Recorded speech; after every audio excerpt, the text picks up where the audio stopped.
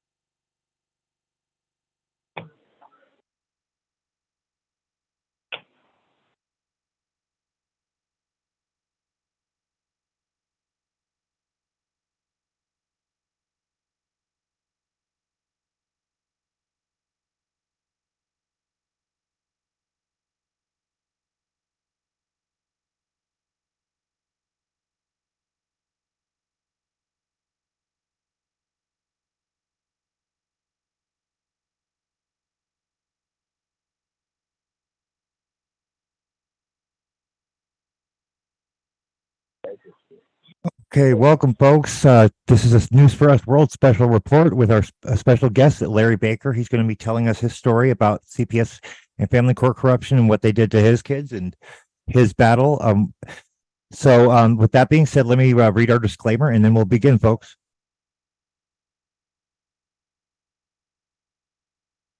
Give me a minute.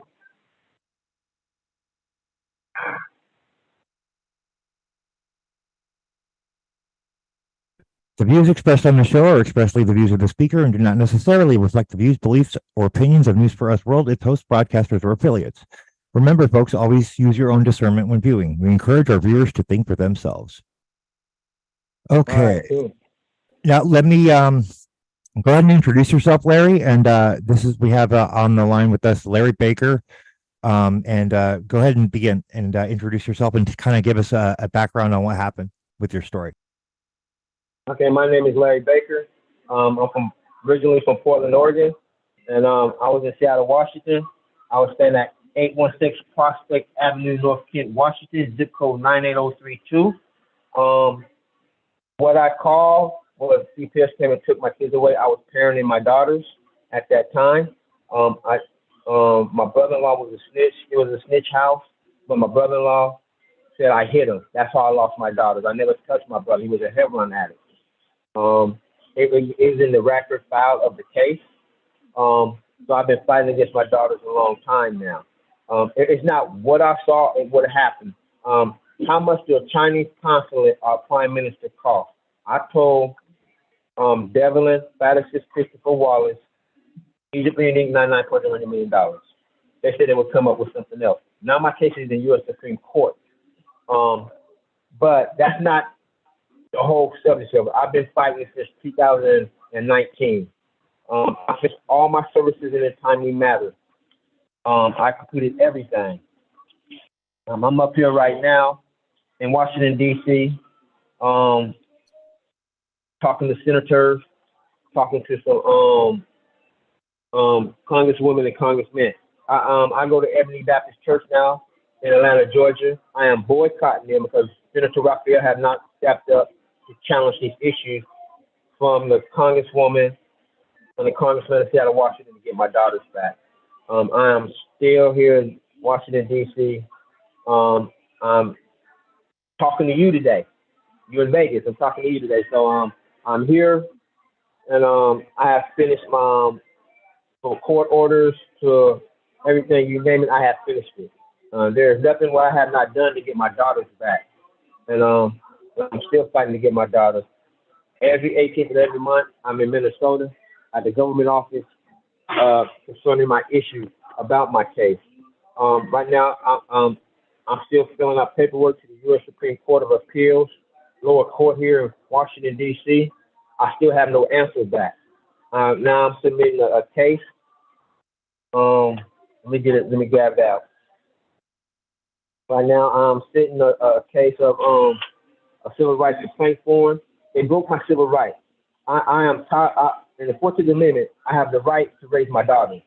Even the mom passed away, and it still took my rights away. So I'm doing a civil rights case on top of that, and now I just submitted a form. What is that? I'm sorry, you caught me off guard. Anyway, I submitted a form just now to the lower court of U.S. Supreme Court, Superior Court of District of Columbia, Notice of Appeal, Criminal Division, Family Court, only juvenile cases and domestic violence cases. I just submitted this in the mail over the weekend with documents, and I have waiting for the outcome. But I have a Tennessee address now because it's just the hassle of coming from Atlanta, and since you fight with CPS, a lot of people will come after you. A lot of trickery, a lot of games will be played on you. So I had to switch address to Tennessee. This is what CPS do, especially when you're trying to establish your rights. They play these type of games and try to confuse you. So now I'm waiting for the outcome, seeing what the outcome is. But when I went to the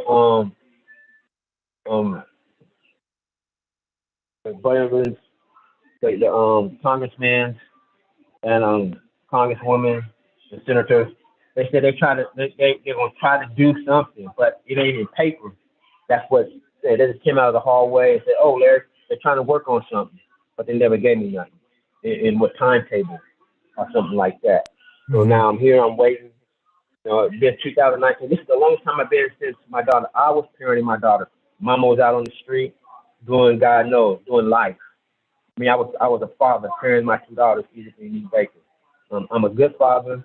I work hard to get where I'm at. I do a lot of services, a lot of MS, a lot of Marshall Dimes, a lot of Purple Cross. I work my butt off. I travel a lot of towns to be a spokesperson. Like I said, I'm here right now, Helen Fitness talking.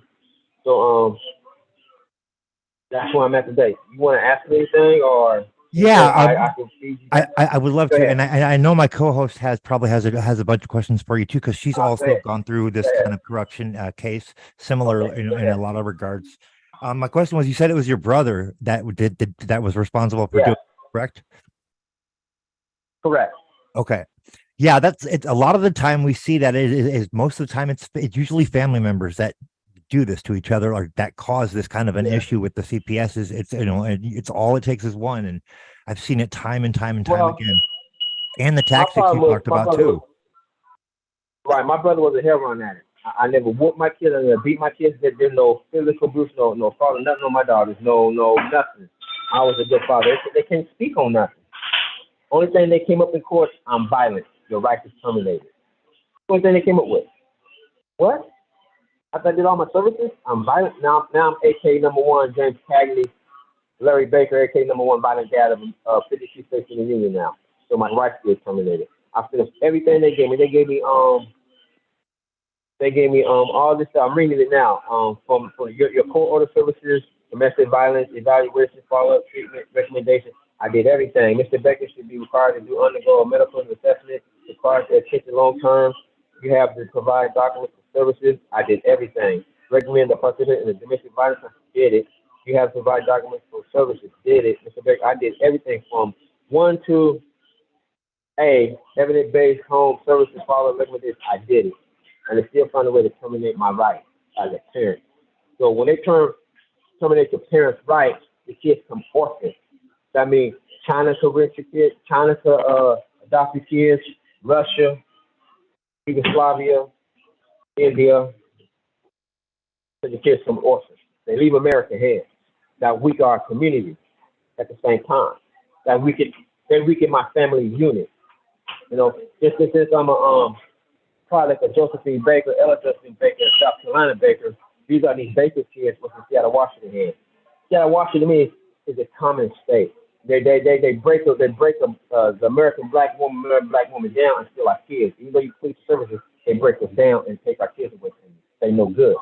So that's why I feel like Seattle, Washington, if you go there as a black person, whoever's on the line, not to be racist or anything like that, or biased, we got people that is not for us. That goes against us as a black man and a black woman. That goes against us. That's not strong for us. So we rather miss Seattle, Washington, go to Portland, Oregon, and work our way back up in 51 states that hit 15 states. It Okay. shows statistically, it shows they take more black kids when you finish your services and take them away from black moms and black dads in Seattle, Washington, out of Washington State. It is That's true. They do specific target fact. black lower income communities. They do. That is accurate. I have seen that as well. And it's funny, they do that. I've noticed in doing some of this coverage on the CPS and family court corruption, as well as the guardianship corruption and the school board corruption, that they use the juvenile delinquent programs in the schools to go after and target the low income kids. That's how they get them. Well, yeah, the delinquent of the juvenile. I'm sorry. What's your name? What's the other person's name? Oh, this is Dottie, my co-host, or Angie. Oh, Dottie, how you doing, Dottie? I'm good. How are you? Good, I'm good. I'm good today. I understand when they target the schools for our kids. That's because they have the nurse there. They look at the kids. Are they on time? If they dress, if they're feeding well, or they talk to your kids without permission. And sometimes you might hit your kids and know that's bad. Oh, my mama hit me on the butt. That they might take that over exaggeration, like pull up the shirt or something, and you know what I'm saying? See if they hit it on the back, on the leg. That's how they exaggerate stuff. Well, the schools. The door. Well, I know that the schools are the number one callers to CPS. They're the top callers. They call the most. Right. That is true. Schools are the number one callers, so that's the main feeding ground is our schools for our children as a parents. So your kids go to school. So what is the best way to spy on your schools, pedophile on your kids? CPS is at school because kids go to school. Yep. They got to learn unless you do homeschooling. So the best place to do the pedophiles is out of school. So to eliminate that though, we have to make sure our kids is educated to as good parents, you teach your parents the proper things at home. You know, I understand some parents like to go out, dance and party, drink, smoke weed, cuss, but you gotta limit your words now because CPS is actually targeting your kids, not just Black, Hispanics, Italians, Sicilians, Irish, Mexicans. So they really is targeting our kids. I understand the cycle a bit. The system is not racist. This is $1 trillion business we're talking about. I completed my service. They took mine. It became a business and started giving your kids back.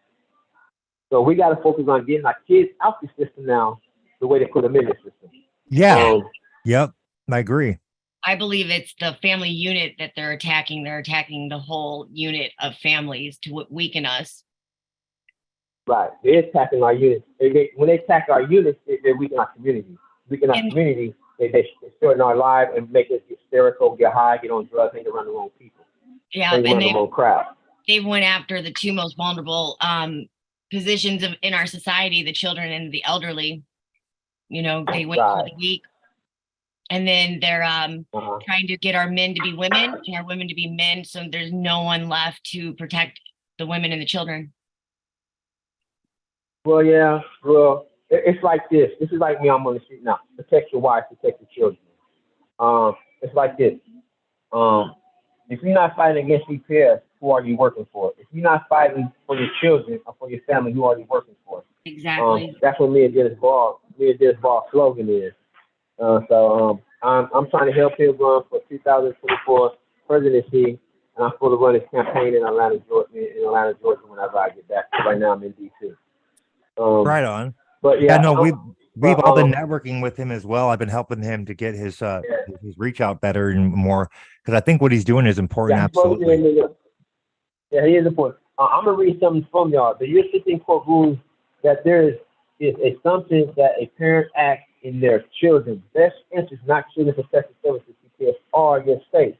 The United States Supreme Court has stated there is a presumption that parent Prim versus J 442 U.584.602. There is normally no reason or compelling interest of the state to interject itself into the private realm of the family. The further questions a parent's ability to make the best decisions regarding their children. Roe versus Flores, 507 U.S.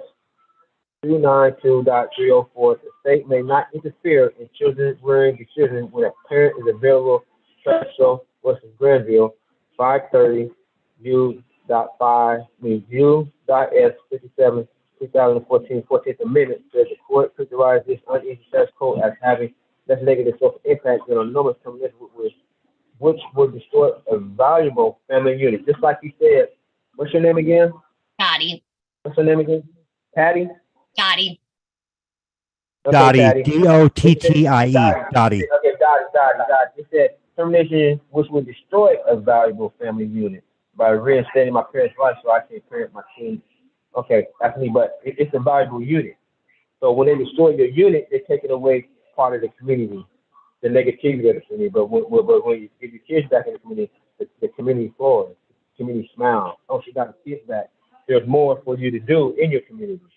You just got to hold up and see what you can do to get your kids back. And all that negativity, you don't want negativity. You want some more positive people around you as you go for your kids. And if you rights to terminate, you just got to keep filing for advice.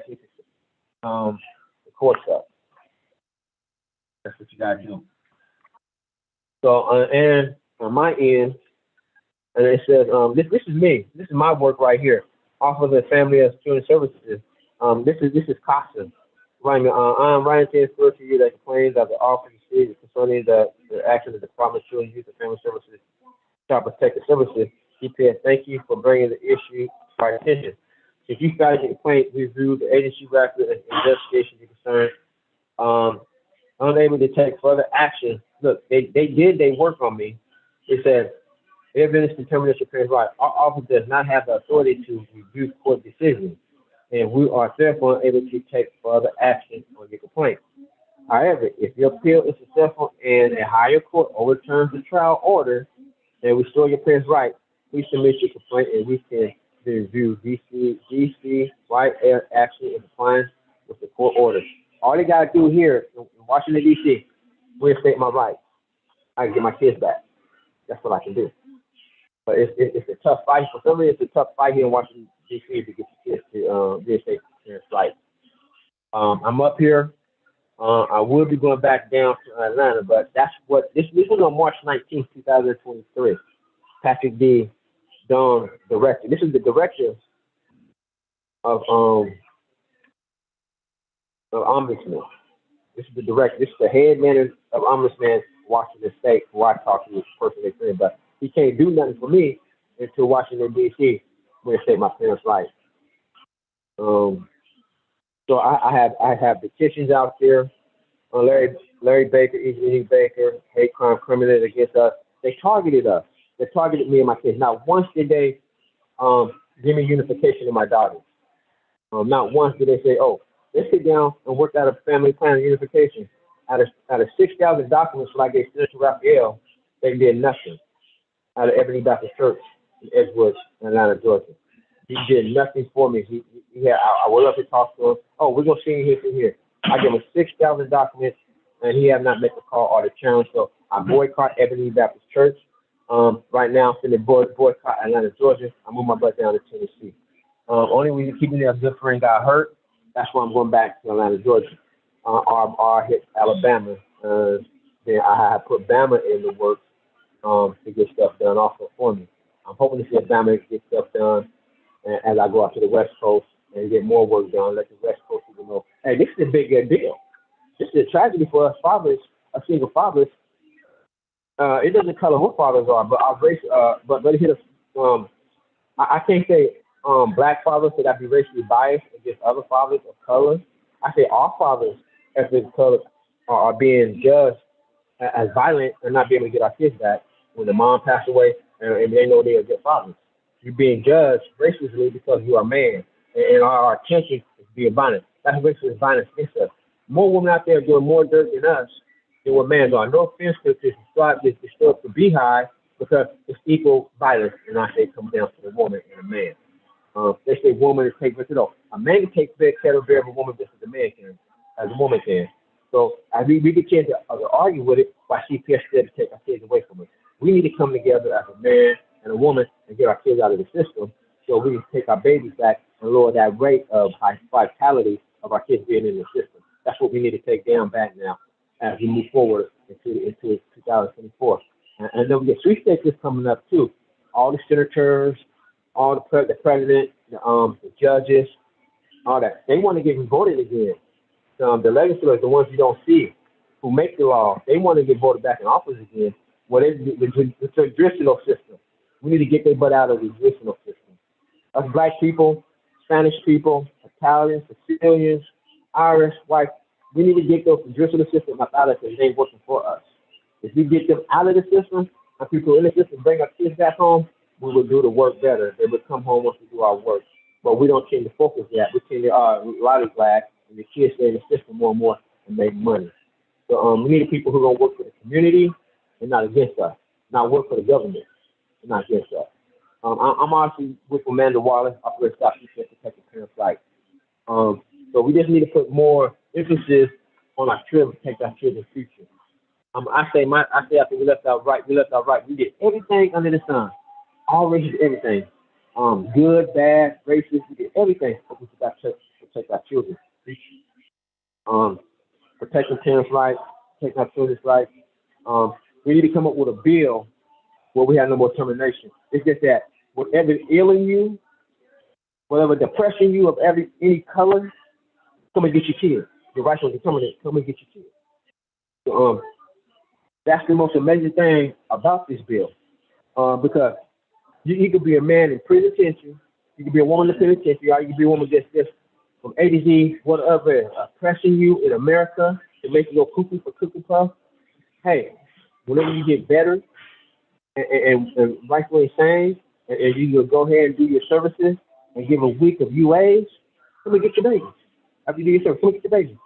But so now, it's so hard that when you do your service, you terminate your rights. So and that's the main thing what I'm going through. But I am fighting. I have never gave up. I'm finishing up another letter today. And I took the civil rights complaint out. And here goes this one. When you finish all your services in a timely manner, it should be unification, but not for me and my daughters, Egypt and E.d.t. CPS thought it would be better to separate us. Being a single father, especially a black single father, by sisters against me on raising my daughters, Egypt and E.d.t. These are the people who destroyed my family unit. Brittany and Russ Bernhardt, Amy and Brian Foster, Costa, Kathleen Martin, Prosecution Alex Jackie, President Dash Duffy, and Marissa McGee. When you finish, this is like related, but I will read it more. And when you finish all your services in a timely manner, it should be unification, but not for me and my daughter, Egypt. These are the people who were biased against me on raising my own daughter, Egypt and Baker. Amy and Brian Fussman with Costa, Kathleen Martin. Following podcast episode contains sensitive content related. Sorry about that. Go ahead. Sorry, some audio was playing in the background. Continue, Larry. Sorry about that. Okay. And destroy my family unit. The Supreme Court ruled that there is a presumption. I read that before today. It's just that these are just the stuff what I'm going against right now. These people, these are my depression people who focus on me the most when I did my services. Amy and Brian Fuster, Tasha, Kathleen Martin, Prosecution, Jackie Presley Duffy. These are the main people who depress me, who oppress me as a black single father. Brian, Amy and Brian, Fuster, FAUSKA, Brittany and Russ Bernhardt, Jackie Pleasant. I went to court. I was a father. For almost everyone, I was a father. I was there for my kids. Just the longest I've been for my kids. The baby mom was out there doing drugs and high. She wasn't doing nothing for the kids. I paid for everything. I don't got to lie to her, but when she cheated me, I let her back in the house still. I still said, okay, you sleep on the couch for the girl's sake. But see, what I'm just trying to say is that no matter what I went through, I was a father for most of us. I stopped going in the streets. I stopped everything. I became a father. And since they took my kids away, it made me a better person now. I'm not saying I'm a number one dad like most of these fathers out here who got good jobs, firefighters, brass, I call brass police officers, army man, PJs, I call PJs army men, army council. That's why I call PJs. So I'm in Washington, D.C. Senators, some of their kids out here doing drugs. Some of their kids out here getting high, selling drugs, but and they call themselves the parents. CPS call themselves the parents. Of course, I'll say us as parents, but they ready to destroy a family, positive family unit. Well, ain't. But well, I mean, like everybody has hiccups in their lives. You think you're a good parent, but what is your kid at doing today? What is your kid doing today? What is your daughter doing today? So that's how I look at it. I'm just like you. They're not better than me because they got titles as a job. My title is a father, foremost. So they stole my title. So I'm trying to get my title back as a father and my daughter, and the stuff that goes along with it. I read an article out of California. I don't know if y'all got it. A girl got awarded discrimination $3 million, and she got $2.94 million. I don't know if y'all read that article. That's how much she got paid. But I'm trying to work on a lawyer. I've been my own lawyer. Nobody want to touch my case, but everybody been working against me. But I see the light of the road because I got you putting me on radio in California now, and so it's in Las Vegas too. So it's a big ordeal for me. I lost my girl. I would never stop fighting for my daughter. Me sitting here in Washington D.C. it's like I have nothing to do besides check the people who try to play games with me. And remind me by that. Get to the root of the matter. Who told you to do this? So people ask you all kind of ways. That's my biggest deal right now. They're trying to make me their puppet, especially a lot of black people. It's strange that we're our own downfall at this. Like I said, go lease a building. Why would you play on me when I'm trying to get my daughter? Go lease a building. Go do something positive, but they're not. They don't know how. Their mind is only so far educated, and the rest just fall off the cliff. Are your daughters with family, or are they with strangers in CPS? They were Amy and Brian. Because Melinda lost she lost all 5 of her kids and gave them all 5 daddies got her kids and everything. So I'm the only father got his right terminated because I never gave him no problem. I did my work. I never whooped my kid. There's no sign of abuse, no sign of neglect, no sign of nothing with my daughter. I was parenting my 1-year-old daughter and my 16-month-old daughter. I wasn't overwhelmed. I was joyed by it. I had my 1-year-old daughter doing the credit card at Dollar Tree and at Safeway. My 18-month daughter was, hey, Dad, can I do the credit card? My one was potty trained. She started taking off her diaper when she started to walk. I took her to physical therapy because she didn't move her hips in right so she could walk. I took her to physical therapy. I took her on camping trips. My daughter's mom was never there. So the foster parents are Amy and Brian, and the other one is Sternhardt. So you were doing everything you were supposed to do, and you were the only one that got your rights taken from you. Right. Yes, ma'am. That's how it goes. That's exactly how it goes. Yeah. But this is in Washington State. So now I'm up in Washington, D.C. where it's like this. It's the funny thing about it is this. It's like this. I had a lawyer, Mary T. Swift, right? Okay. And she said, oh, I feel sorry about your appeal that you lost, but now I don't do cases up in Washington, D.C. because that's out of my jurisdiction. But but ain't she my lawyer? But they never gave me a lawyer, so I had to become my own lawyer now. I had to become my own lawyer. That's the best way. Like having a lawyer, it doesn't work when you have a lawyer. Yeah, they want they want $450,000 to $350,000 for me. Wow. That's just to shut me up on what I saw. On what it's like this.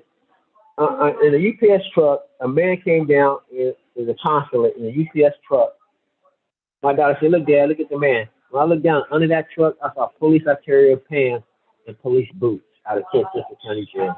I just said I'm fighting the system as much as everything else. So I have been denied. But somewhere I'm getting there where I can get to where I need to get to. But I keep fighting. I'm not stopping. I'm up here in Washington D.C. I should have left yesterday. But things happen. So you lost them in 2019. So 2019. Today it's the 24th. Let's say it's 5 years. It's been 5 years. Yeah. 4 years, 5 years. Yeah, I lost It was a 2021. So yeah, it's been about four years, maybe 5 for you. Yeah. So have you got them back? No, I have not gotten her back. The courts did it. What's going on in your case? She was pretty much trafficked by the courts here. I'm in Missouri, and so the courts in St. Louis County pretty much trafficked her, at the with the disguise of her dad. But when they took her, they moved her out of state, and she ended up, they put her in a facility that has a class action lawsuit for child laboring and trafficking against them prior to her being put there. And they're trying to tell me they didn't traffic my daughter. Well, they did. You got to prove it. I know they did. Okay, when they traffic your daughter, don't argue with them. Yeah, no, I don't. Set them up and give them nothing to talk about. I actually just filed a suit in federal court on the 7th of August. And you're still waiting for a feedback in federal court, right? Well, no, they took my filing, accepted it right away. They let me move in pharma, whatever, as a poor person where I didn't have to pay for the filing. They've let me do that. They just wanted me to amend my thing and give them a show cause order because they're trying to kick it out. So that's what I'm working on now. So and your thing, you want your daughter back home in your care? Huh? You want your daughter back home in your care? Well, my daughter's 17 now. By the time I can get through court, she'll be 18. Okay, so you just gonna let the court reminisce on it, or are you still fighting for the rights of it? I'm fighting for everybody else. I'm trying to fight for everybody else's, my rights, everybody else's rights. Because if I don't have rights, you don't have rights. If you don't have rights, I don't have rights. So if we're not fighting and we don't keep fighting, they're gonna win. They're gonna beat us. So I know there's no chance of getting my daughter back before she's 18. I know that because of how long they draw things out. But that doesn't mean I shouldn't stop. I should stop fighting. That doesn't mean that, because there's so many other babies after her, and there was so many babies before her that have gotten taken. And so many women go through what I've gone through, and men that's gone through it, that it doesn't need to exist, that we need to all stand up and stop this stuff. So I'm still in the fight. I'm still advocating, even though I know, it's not a lost cause, for me, but I just know that the courts aren't going to be able to ever remedy anything for me before I could get her back, before she turns 18. Right. So I'm still fighting. I just filed a lawsuit in federal court. I don't know if you know anything about Missouri and the 39 GALs that were colluding together on a Zoom call that got released. No, I don't. Okay. My case is directly connected to that case. Both my GALs were on that phone call. They were colluding with the presiding judge in our county. Okay. I got you. Yeah, they were colluding. They even called themselves Cash for Kids in the middle of the video. Huh? Yeah. And they're all still working. They're all still holding their positions, ruining people's lives, taking kids. Well, if you could talk about them and get them blowhorn and go outside their workplace and talk about them, what they did, and get the community to look at them and really look at them, you can get them fired from their job. It's easy to do. Harass harass people, go where they shop at, go to the movies, talk about their bastard kids, whole ass daughters, whole ass wife, whole ass sorry ass husband, can't protect you. You can get them fired from all these places, though. You just gotta stay consistently on them. Right.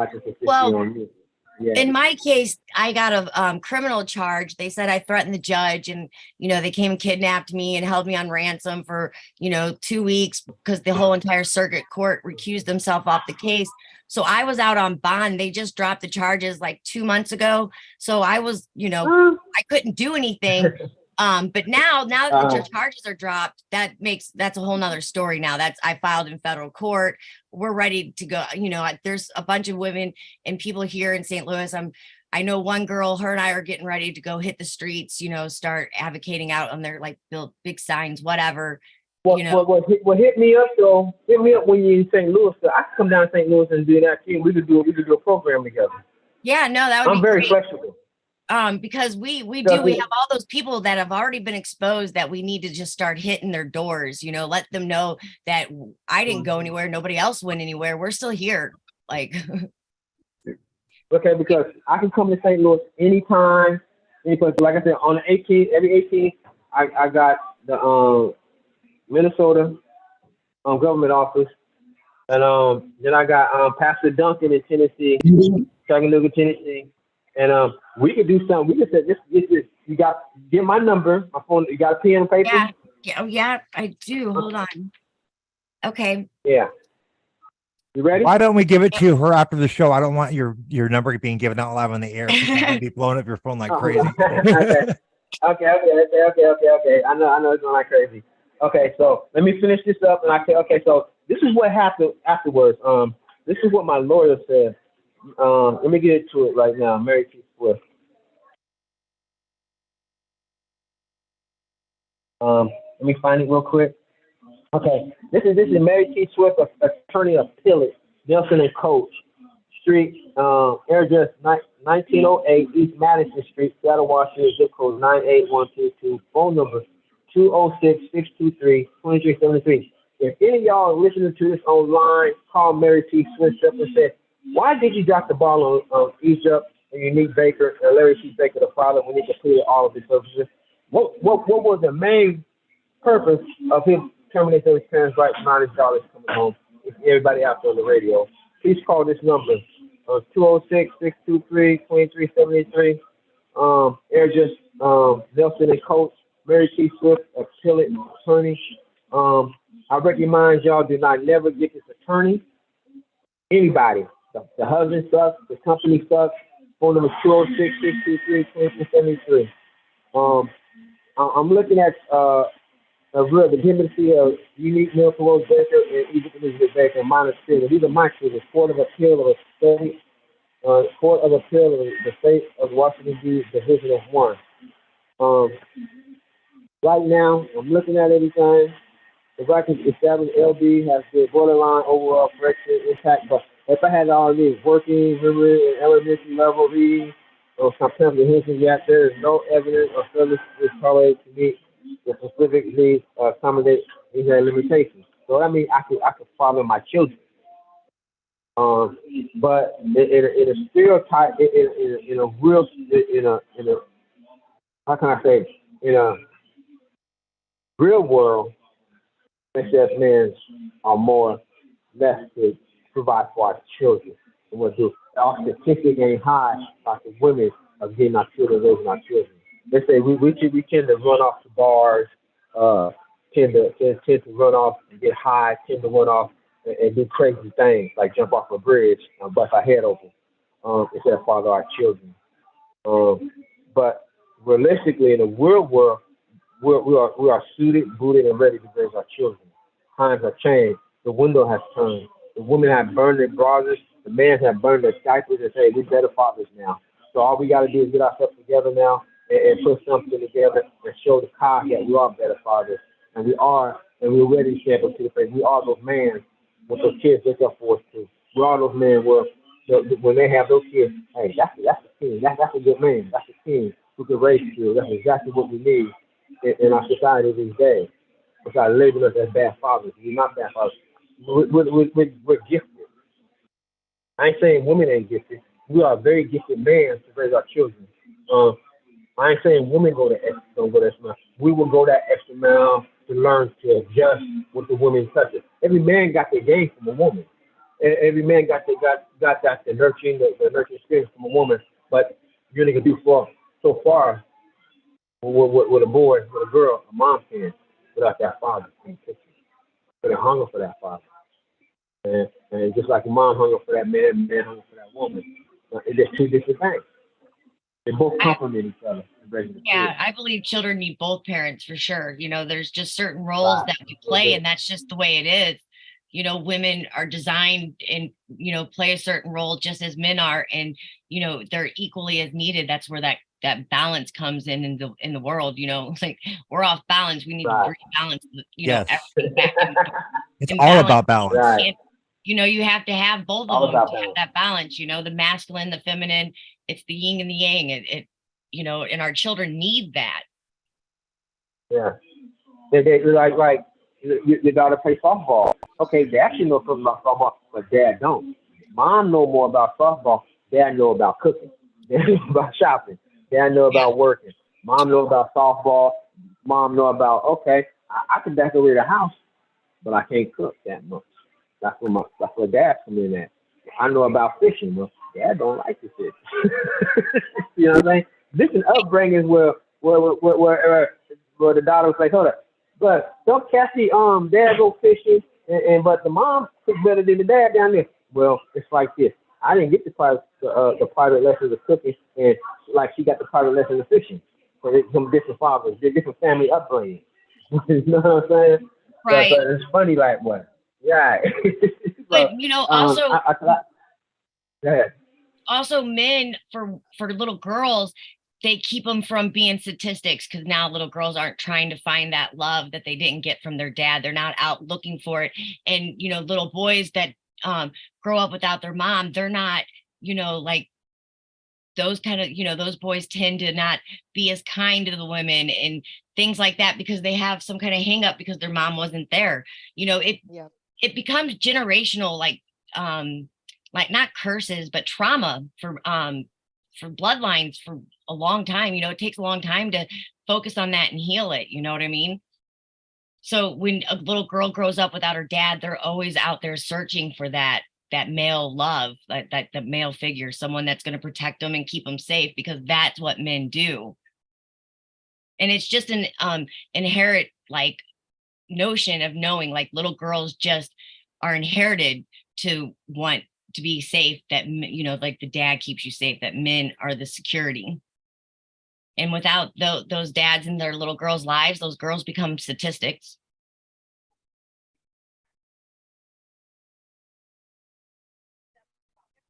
Yeah, I agree wholeheartedly, Dottie, on that for sure.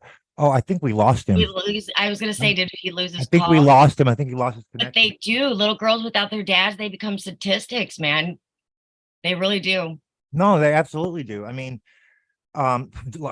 case in point, you know, you have a lot of current generation of kids, my aka my sister's generation that grew up without a father, and that I see that so consistently with people that I know, you know, in my personal life, like siblings and stuff, and et cetera, et cetera. It does happen, and it's it is traumatic, and it does cause them to become a statistics, because they end up looking for that love in all the wrong places. Exactly. You know, my dad, he had his issues. You know, he had his own demons that he was facing and chasing and battling all his life. But you know what? Even with those demons, he was always there. So whenever I turned around, my dad was always there. And I would take him with all his demons than him not being there. Okay. I'm back. I apologize. It's dropped call where I'm at. That's okay. No, you're good. I figured that you got dropped. That you're good. Continue. I don't know if he like heard what I was saying, but I was just talking about. Repeat it.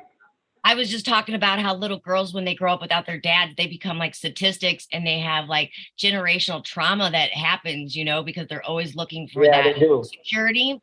Well, you know, and then, like little boys might not treat women as nice because their moms were missing. So now they, you know, they're angry about that, or, you know, it brings issues into it because that balance isn't there.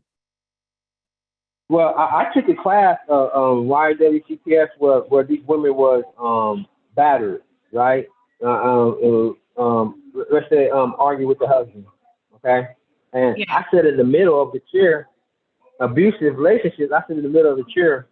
You know how y'all women get when y'all get mad, right? Y'all want to get the slugger guy, right? After a guy mess you over, right? So I had to sit in this chair, and they had like these little puff chips, right? You know the round puff. especially Yeah. football. So when you got angry and you want to hit me, you had to throw one.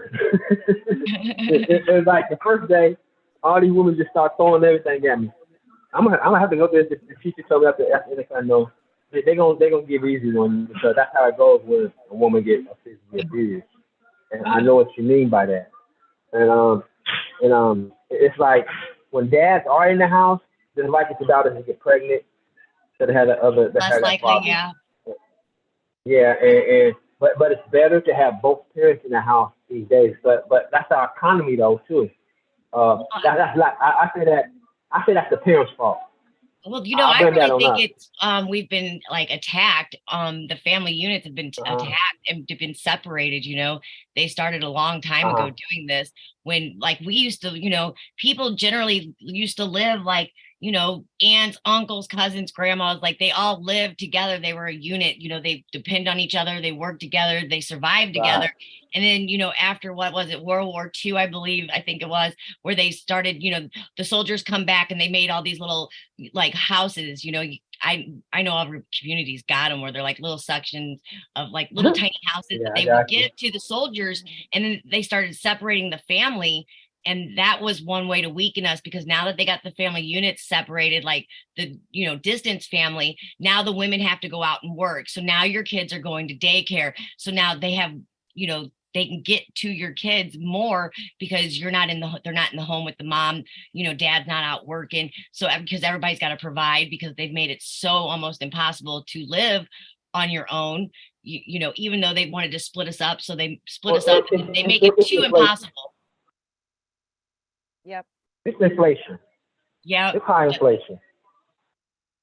You gotta find a good roommate or a good man where both of y'all work. But it doesn't have to be that way. Yeah, it's true.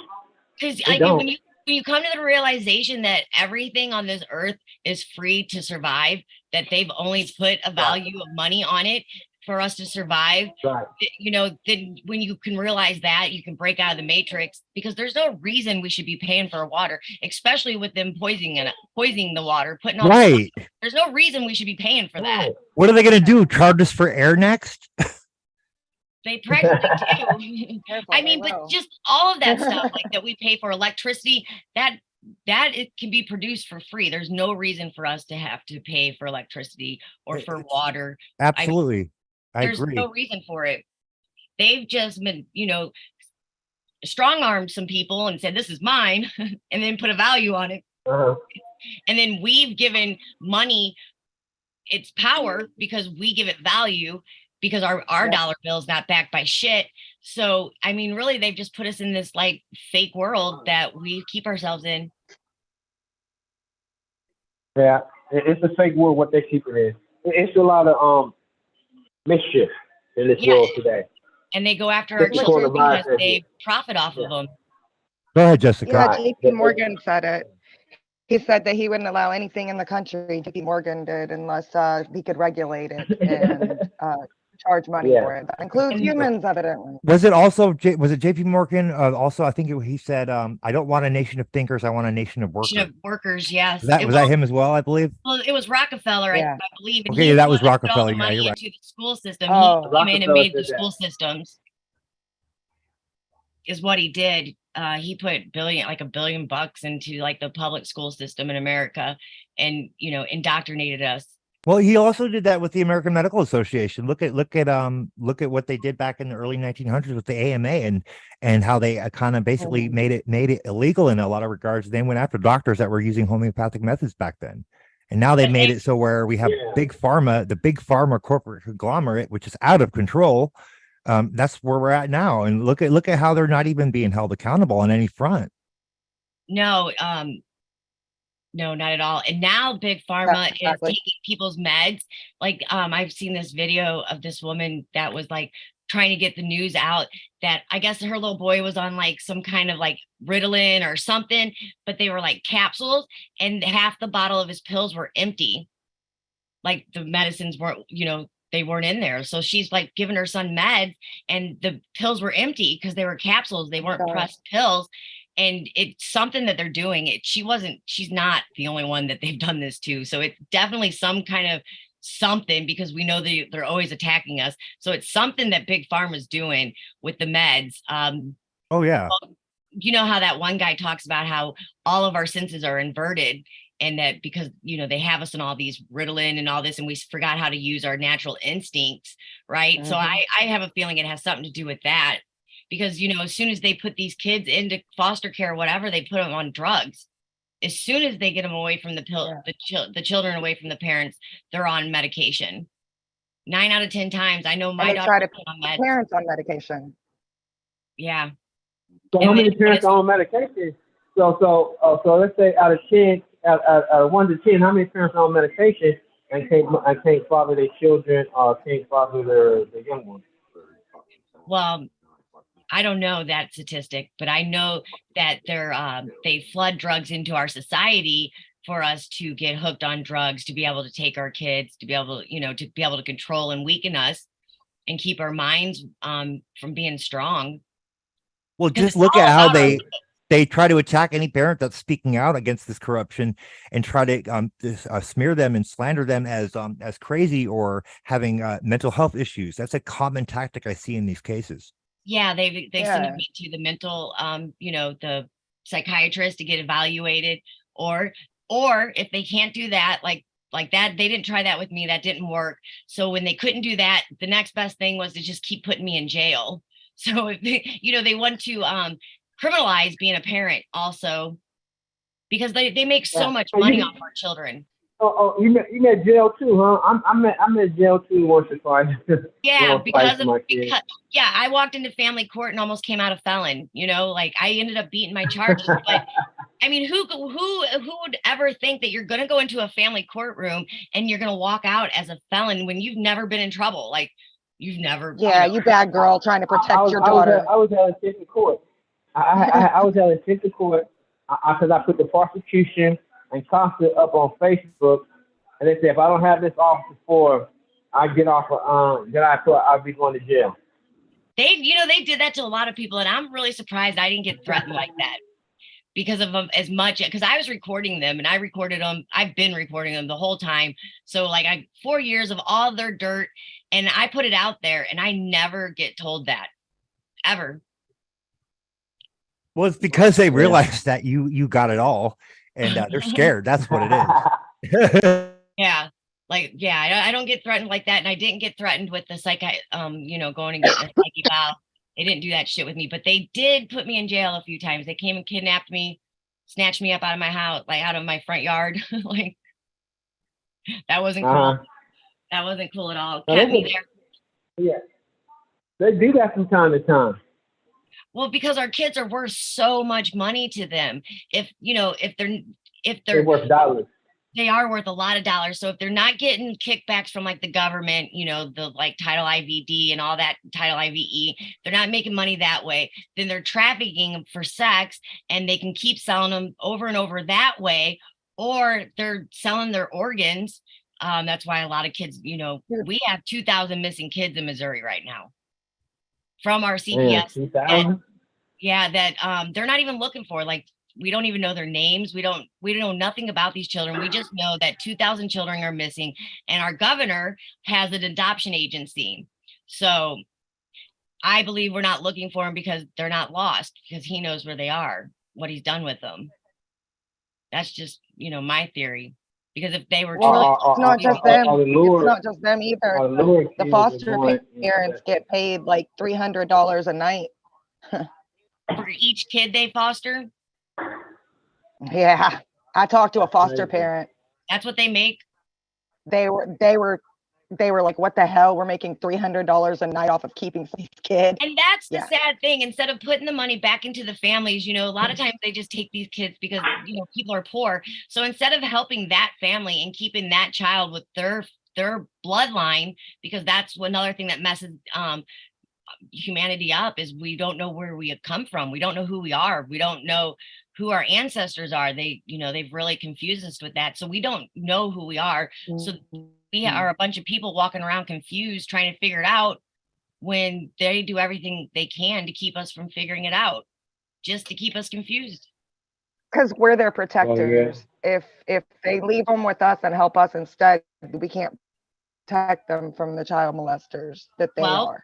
When you steal a society's children, the whole society will disassociate themselves, and you can do anything you want. You can change their history. You can make them forget who they are. And it only takes a generation to do that.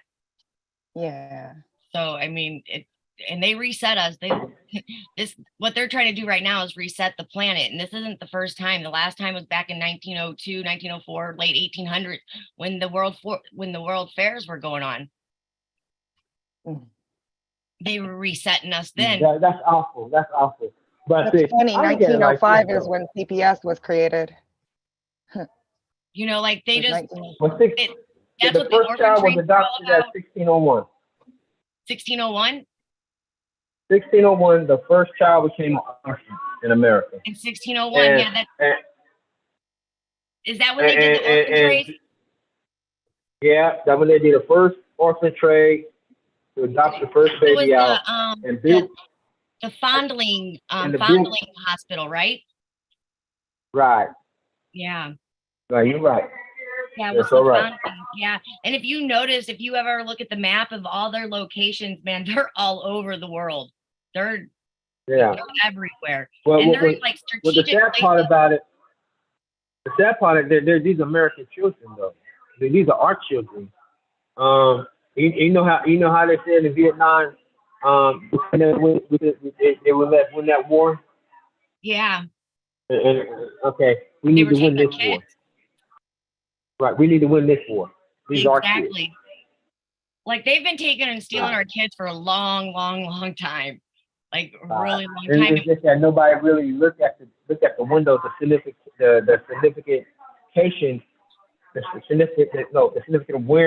realm of this action of what's going on in our communities and going against our kids. Well, you know, we can't afford to lose this war because our kids don't want to go through this fight ever again.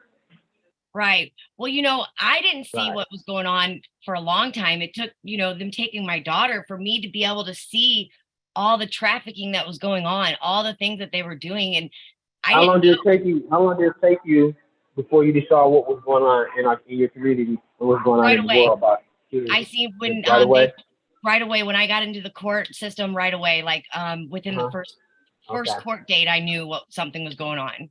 The first year or so, I went back and forth with it. I struggled with it, like, they're not going to do this. They're not going to take my kid. There's no way. But yeah, they took my kid and they had no reason to take her, you know? Right.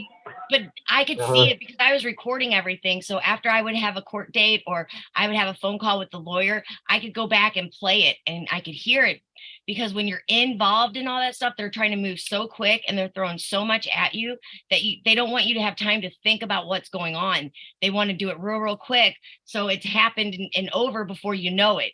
Well, because I was recording them, I could hear what they were saying to me. So I could see it coming. Like, so I was, you know, I prolonged my daughter being taken by a year.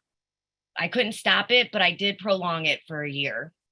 Hey, Dottie, I do have to run, but I'm thinking I'll hand over host to you. You guys can continue because I know you're streaming live on your platform, but I do have to run. I have to go keep an appointment, but I'm going to end the live on just the news for us. And then you guys can continue on the Sacred Lovisa if you'd like. Can you give my number right now?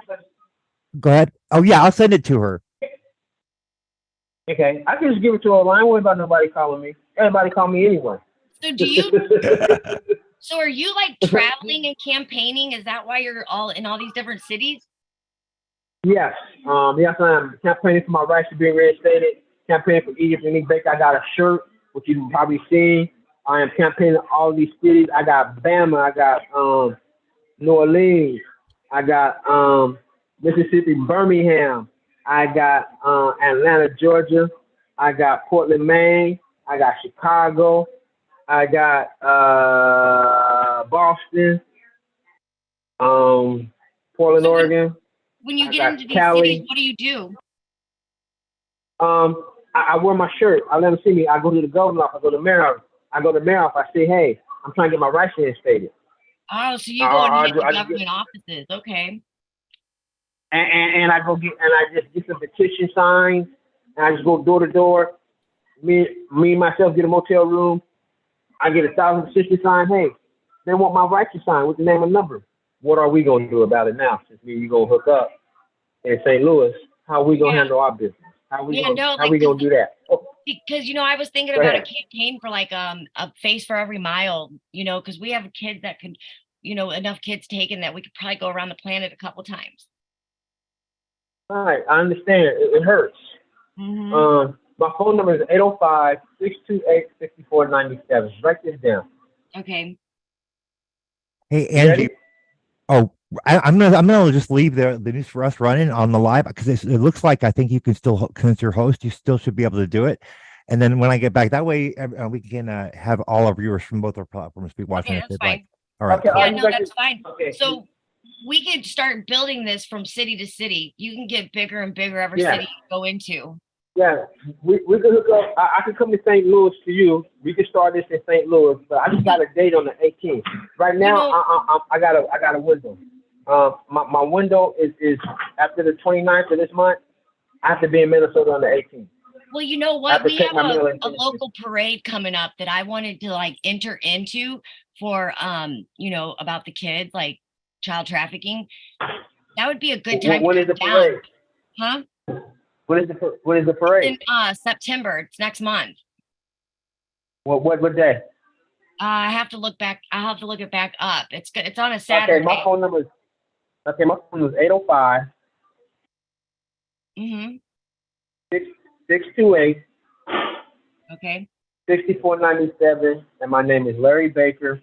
Whatever you do, positive to get parents' rights reinstated or support of parents who are going through the system of protecting parents' rights, let me know. If you're going, I want to go. How's that sound? And if I'm doing something at the government office in Minnesota, and if you're doing something at the government, I'm doing something at the government office in Minnesota, or doing something in New Orleans, or Bama, or Birmingham, or Montgomery, hey, I'll invite you to come out. So all it's very right. positive. So do you think that we are on the smaller side of people knowing, or on the, you know, the plus side of that, of like getting the word out and people being aware of it? Getting the word out, aware of it. We're actually like, we're getting more everybody into it, but are we coming together as one unit? No, that's the problem. And making a motion.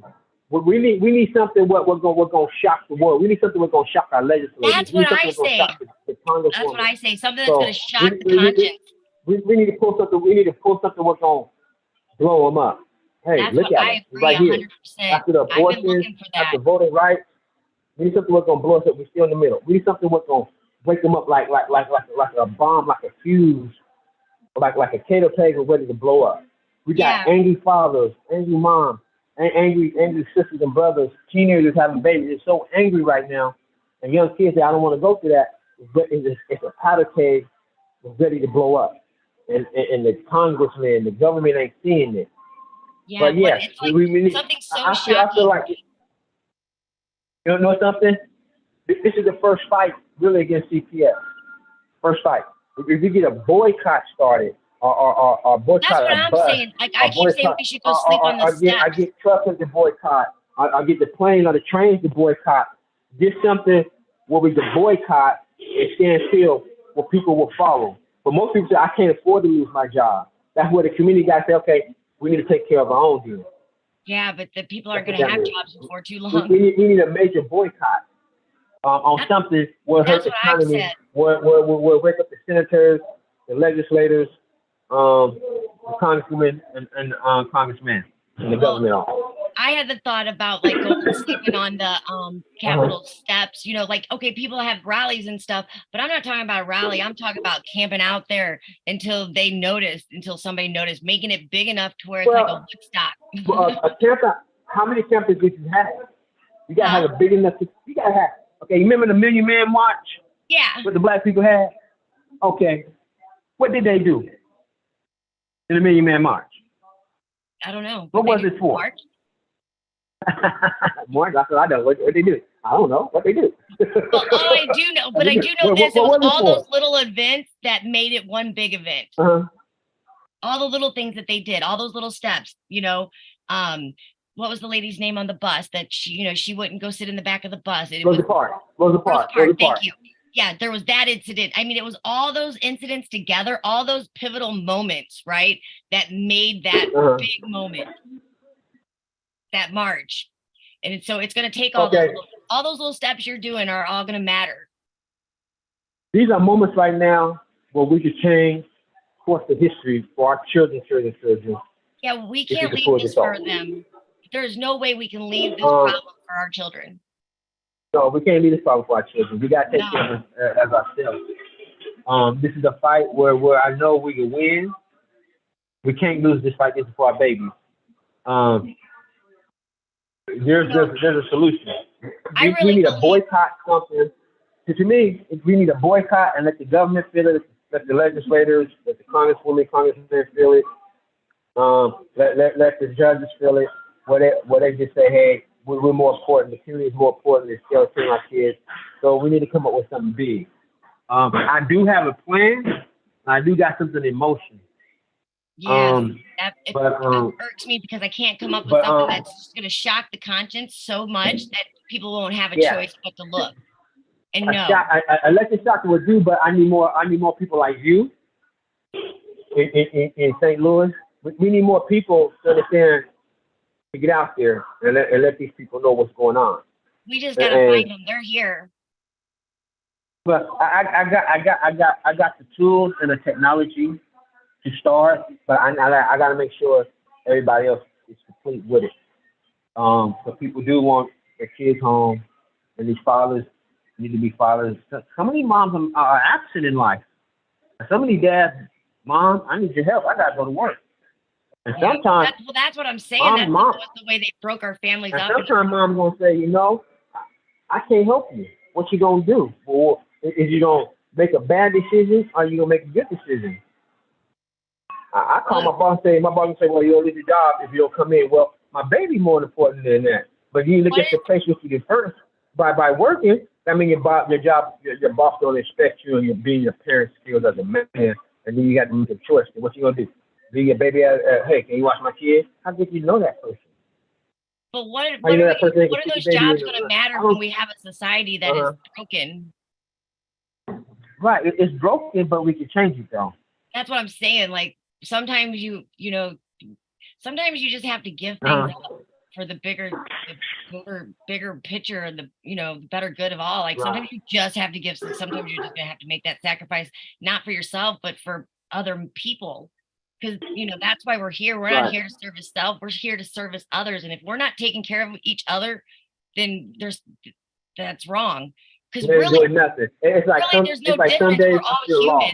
You know what I mean? Like we're just one race. We're not black, white, Mexican, Chinese. We are mankind. We are just one of mankind. We are all the same. It's our nation. It's our American nation. It's our patriotism. These are children of America. It was the way they divided us. Yeah. Yeah, make us bleed the way they can. If we come together as one, respect these parents' rights, protect these parents' rights, that's the nation. That's united. That's the USA. Old-fashioned USA ass whooping. But we need to give these people to put our rights, to defend our parents' rights, to protect our parents' rights, and to protect our children. To ever have to go through this again. I believe it's good old ass whooping from the USA. It's not for. It's a domestic fight. What we fight. Half of them scared. Half of them watching the game. Half of them don't know what the hell they're doing. So half of them ain't grandparents. If they are grandparents, they don't want to know. They want to hide. Half of them want to play. Oh, I'm not into this, but they ready to play the game. But they call themselves dad, or they call themselves mom. Or they go, I don't care. But when you dead and gone, who's gonna protect you? You play your game now. Who's gonna protect you when you're dead and gone? Life insurance ain't. I ain't gonna protect you. No. It's showing it now. That's how it is, though. You got my number, though, right? Yep. I think that if we got a strong-minded enough group and a large enough group, we could actually just like our thoughts could change all of it just by our thoughts together collectively. I would love to do that with you. I would love to. You know what I mean? Like we could meditate the end of this. Yeah, we can do this. put that energy out there because that shit works. Yeah, it's positive energy. It's positive energy. We could travel. We could set it up in your hometown. Go each way. So I know some people in St. Louis. My family was born in St. Louis, and we can get it out. Because that's more positive than negative. You know, because I don't see any point. I don't see any point of these rallies down in Washington D.C. Like that's what everybody wants to do, these rallies down there, but I don't see that. That's not what we need. It's like a rally in Washington D.C. Like we go over here to march in Washington D.C. Me, Manuel Wallace, Kiki Woods, Operation Stop CPS to take appearance right. Me personally, it's a waste of time.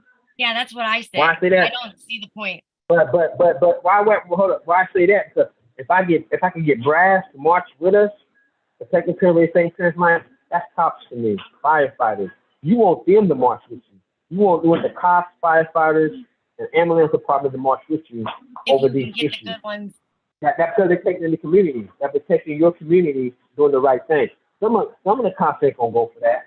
A lot of them people are corrupt. 50-50. It's 50-50 on the street. Some 50-50 on the street gonna roll with you. 50-50 of them ain't. You know what I'm saying? That's how I cut it up, chop it up like that. So I'm up in DC. I feel like I'm doing nothing to get my daughters back. Every day I miss them. Every day I hurt. Mom passed away. Nobody care about my kids but me. Nobody do about me. All these men, all these women, all they do is talk. Then they laugh. They don't put up. I don't see nothing from them. I see a bunch of garbage. You know what I'm saying? But a bunch really of shit in my book. But then really... again, that's how I look at them. Then they say they call themselves that. But the issue gonna come when you're gonna have to challenge yourself. Who you gonna go to? Bottom line, you're gonna come to me. Operation Stop CPS if you would, or some kind of the groups. They ain't gonna fight for you, but they ain't fighting for me now. They gonna give you all wish wash. They ain't gonna go that extra mile like me. Well, you know, we're starting the grand jury. I'm working with this group that's working on starting the grand jury because you know it's our right to assemble. Who are they? And who are they? It's just a lady named Kathleen and another lady named Ali. Yeah. Okay. I've been working with Give them. them my number and call me. Yeah. That is one way we're trying to bring the people together and stand and witness for each other in court. So you're not standing alone, because if there's an executive order that Trump put out that was really pretty much handed to us to be able to try to take our courts back with and get control back of some of this stuff. So we've been working on the grand jury together. Right now, we're working on a case out of Reno, Nevada. It's the Roger Hilligus case. And they've had him locked up for a long time because they said he kidnapped his mom. It's the other end of the family court stuff. It's the guardianship with the elderly, but it's the same thing. And they're trying to give them like 68 years. Man. Yeah. So that's gonna hold it. 68 years gonna hold it. No, we've been working on their video. I've been working on their video for like laying out the timeline of the truth because, they got, court cases, they got body cam footage, they got all kinds of stuff. And I've been laying out, and just calling out their corruption and their lies and how they move the court and how it's well orchestrated and you can see it. Like I can put it out on a video for you where you can just see what they're doing, where they're case fixing right in front of you, where the judge is practicing law from the bench, moving the court, telling them how to move the court in a certain way to get, to pass by their statutes. Yeah, it's crazy. Like I've pulled all kinds of shit out of this case. Man, that's crazy. So they're still fighting it though? Because one's still in jail and the other one's still on a ankle monitor, and this has been going on for 4 years. The mother's passed away. They have no accuser. They have no facts upon the record. They did have no due process, and one's still been sitting in jail for like a year. Well, they don't sit in jail for a minute, but man, that's crazy. Yeah, not if we don't. We're doing a grand jury. We're trying to do a grand jury for them. I'm putting like I said, I was putting their video truth together. Show the truth, show the people, That's what's up. The people's court. That's powerful. It really is. When you can get the people together, it's really powerful. Yeah, But it that's is. one way we're It's fighting. like this. It's like this. It's like this. I am down for you. If you want me to come up and we can start, it's like you make your blueprint out. You're the director. Okay? Okay. You're the director and you hold on to it. You write everything what you want done. I come up there and make sure I'm your other director. I make sure everything get done every step of the way. This is my history. Look up Ella Josephine Baker. Okay. You don't know that lady. Look up Josephine Baker. Yeah. I am South Carolina Baker. Post office. Oh, that's I've awesome. been through hard shit. I've been through hard shit. That's who you're talking to right now. That's cool. I'm a baker. Baker, yeah. All right. If you look up Ella Josephine Baker, Shaw University, came out of Norfolk, Virginia, and Josephine Baker came out of South St. Louis with a baker out of St. Louis, got married. That's us. She was a World War II vet, double spy. That's me. And I'm fighting for my kids right now. And it's amazing when I'm up in Washington, D.C. I'm wasting time right now for me. I'm trying to get up out of here right now. So I go down to Atlanta, to Tennessee, and so I get into Montgomery and Birmingham and talk to my sisters and brothers down there so I can start this movement, what I know I can start. I can't do nothing right now because I'm up in Washington, D.C. I got money to put on the line to make this movement. It's all about precision, accurate, and motivation of my communities to push this issue. And me, I just sit here, I'm wasting time. But I did talk to a couple of people last night. Just have patience, do what I got to do to keep that burning fire in me. I'm talking to you today. We're getting the word out together as parents, as some parents. Just like you, when a kid ain't home, when a kid look at me and say, "Who's fighting for us?" We are. Now I got a sister who fight the same fight like me. Yeah, Jessica, the other girl on the other girl on the that's she's awesome. up in New York. I just was in New York. I was in Harlem, Staten Island, and Manhattan. And a lot of brothers came out talking, "Hey, what's going on?" You know what I'm saying? I bring stuff to protect the parents' rights. You know, that's what it's been going on for me. It's all about establishing more people to make that movement like you do. Jess actually just bought an RV to go travel the country and advocate and save our kids. Actually, she's pulling that together now. She's working on that now, getting her truck. That is the most coolest thing to do. I would love to go around state to state. She like get a love buy a hot dog, dog cart to make money while she's on the road. She's gonna get a hot dog cart, she says. Yeah, a hot dog cart. I told her she needs to toast raviolis. I would love to do that. Get a van together, drive around state to state, gather all these people up, and pull a big boycott for truckers stop, or even the airplanes to sit down, or even the trains to sit down. Even the people stop working for a whole week, but we can't do that.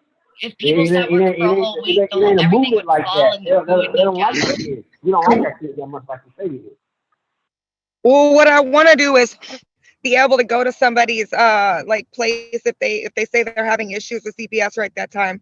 I want to be able to go to their place. I want to be able to stand in front of them, because that's what we got to do when these babies are being taken. The situation head on. Yeah, stand in front of that baby and be like, "You're not taking our babies no more." Yeah. That's true. You got to set something up. Oh, that's how you weed out the fake from the real. The people that fucking help versus the people that are real douchebags and lost their kids because they lost their fucking kids. Yeah. Yeah, some of them are, because like those one couples. But I think that's rare. I think that's far and few between. Way rare. You'd be surprised. You'd be surprised. You'd be surprised. Trust me. I mean, it's not as easy as they say it is, though. You know what I mean? I tell you what. Yeah. Like we're not all douchebags. I can get down to St. Louis, and they like to use that excuse, though.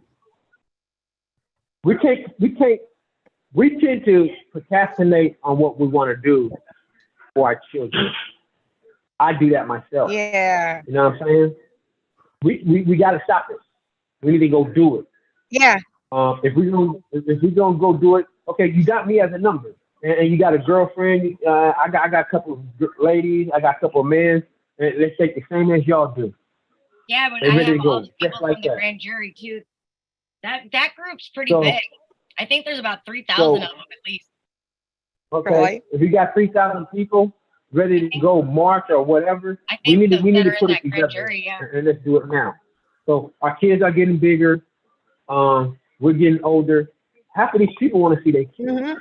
grandparents, dads. We need to put something together Right. tonight, tomorrow. Soon we get off the phone, put something together. You got my number. Yep. Give my number to your friend, and whatever idea she got, call me. We put it together. Okay. I'm able to travel any kind of place, anywhere, and look at your idea and brighten it up. So you wanna That's like what I partner do. with Sacred Lovisa? Huh? You're saying you wanna like partner with Sacred Lovisa? We can partner with anybody. I'm in the government office every 18th in Minnesota. Yeah, you can. Absolutely. And I think partnering is a good way to like expand and make many. Yeah, make many decisions. Like I say, as long as we can get this out the way and stand up, more people will get in, because all we do is talk as parents. Well, yeah. We need to put talking into action. Talking into action, make it work, make it happen. We can't procrastinate because our kids are getting older. They expect us to be there. Okay? Mhm. We can't let our kids down. This is worse than Vietnam. This is domestic side. Go ahead. We can do this. Yeah. Yeah, we can do this. We can do this. When y'all get off the phone tonight, ladies, gentlemen, write the stuff what you want down. And share it. Hold it. Don't share it right now. Hold it and be sincere about it. Be sincere. Be sincere about it. And I come up to y'all. We all can meet at a Starbucks or whatever closest to you, to who got the funds to make it, who don't got the funds to make it. I got funds to make it anywhere y'all need to go. I got the money. I could be on your front porch holding a gold bag and grocery stage too. Jess is gonna be mobile soon. I can get myself a motel room. I can go to LA Fitness and put my clothes in LA Fitness and come to your room and do a rally and let them know this is what I'm doing. We are. Yeah. What are you talking about, Angie? I'm coming to pick you up. I got 2 rooms in that camping. I know, that's what I'm saying. I'm waiting for you to be You mobile. got 2 rooms. There you go. Everybody get in and we can put this together. And these are for our children, y'all. These are for our kids. Yep. To protect their rights, to reinstate their rights, and let's make a bill where there's no more termination of parents' rights. So We can do this. Do you have like a website or a I'm on Facebook. That's where y'all can help me out at. I'm kind of a little computer illiterate. That's why I need more friends. I'm by myself working at this, but I'm at that level where I'm only got a Facebook. I do a lot of shows. I'm not on there yet, on that level yet. Yeah. What are you on Facebook? What's the name? That would be a good idea too. Just your name? Yeah, nobody's alone in this. Nobody's alone in this one. There's too many of us for that. It's like, this is my motto. This is what I say when I talk to other people. We all bosses at the table. When we sit down, all bosses sit at the table when it comes down to these children of America and our communities. We all are bosses. Nobody take no lead. We all bosses. We all got marvelous ideas. And we roll with every idea what it can help to get our kids, to have our kids coming in our parents' lives, protecting our parents' lives.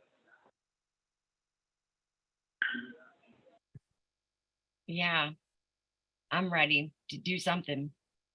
What kind of Definitely. What kind of lawsuit did you file in the did you say you filed in the Supreme Court? Yeah, me? Yeah, what did you file? I'm ready. Okay, hold on, let me open it back up. I filed here in the court just now. Let me read it. I think it's this one. I got a whole bunch of paperwork. I filed everything from me finishing my cases of what the CPS gave me I have 43 signatures for me and my daughters. Let me get it. I filed. I filed. My case number is 22-5595 in the U.S. Supreme Court. They just keep. I'm just trying to get them to reinstate my parents' rights. Let me get it. And how are you doing that? Send the cases back in. If I can get more advice, get more help, I need all the help I get because I'm my own lawyer. I've never been at this level before. Yeah, I'm my own lawyer too.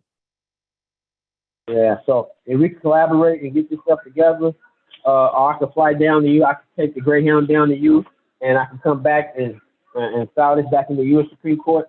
Anything what I can get from my community, from the communities of any other state, will be happy for me. I'll be in heaven.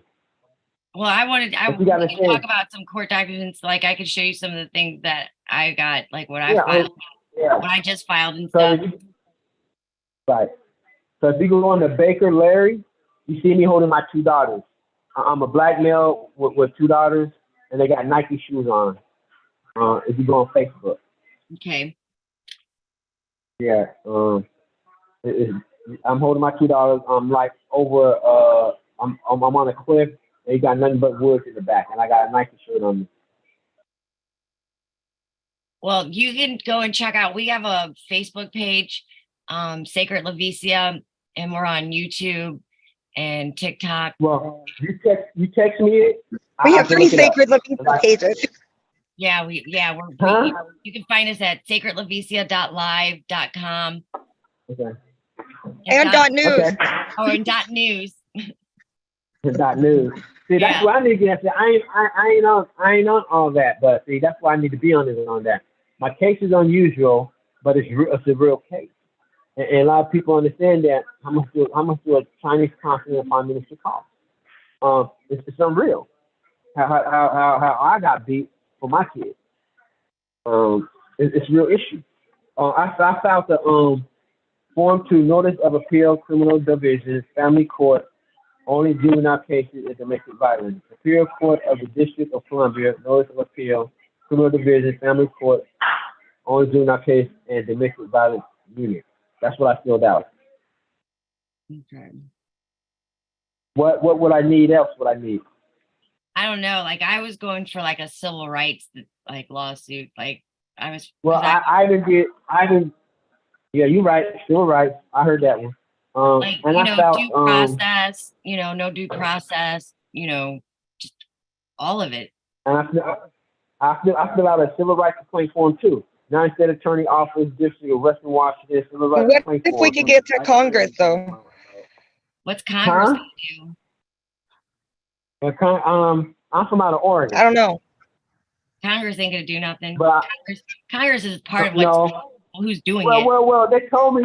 Well, I tell you what. This is what they was doing to me. They was running in and out of office, and they say they're trying to come up with something for you. They're trying to come up, but I don't got nothing in writing when they say that. You know what I'm saying? But Melinda Rose Johnson lost her. Right, though. They're breaking all the laws. She lost all her kids. She lost all of her kids, and the baby father got it. The last baby father got the baby. Because he was Spanish, and he got with another woman, and they call and say, "What you doing now?" I'm doing this and this and this. They said, "Come and get your baby." So that's what I'm doing now. I'm trying to fight for mine now, but I'm a single father fighting for his daughters. That looks good, but what does it look good got to do with it when I don't got my baby? Like what that old saying go, what love got to do with it? With my baby. Right. I love my baby, and I've been fighting for my baby. So it's like, I'm up in Washington, D.C., y'all. I'm in LA City talking to y'all. A lot of men are looking at me like, what the hell he talking about? Do you know what he's talking about? I don't know what I'm doing. They all say, what did he do? And I'm fighting for your children. I'm fighting for your children to protect your children's rights. I'm fighting. I got kids telling me, that's me. I got kids cussing out the kids. You're not the sister, you're not the brother. That's more my brother right there. That's more my brother right there. Because he's fighting for my futures, my kids' futures, unborn children. So I don't have to work like this no more. Half of them play games out here. Half of them drive by, play games, say this. I'm stuck here for right now. I don't want to be stuck here. I want to be in Baltimore talking about my case wearing my shirt. You understand? That's me. I want to keep busy until I get my rights being stated so I can parent my baby. The worst time for me is idle time. But and again, black self-destruct. Black self-destruct when they don't have nothing to do. They got a lot of attitude. I look at that from Portland, Maine, all the way down to all the southern states, Washington, Mississippi, attitudes. How many years you been dealing with this? Since 2019. I'll tell you right now. The first happened to me was we found that in 2021. Well, okay, they said 2021. That was a tough decision.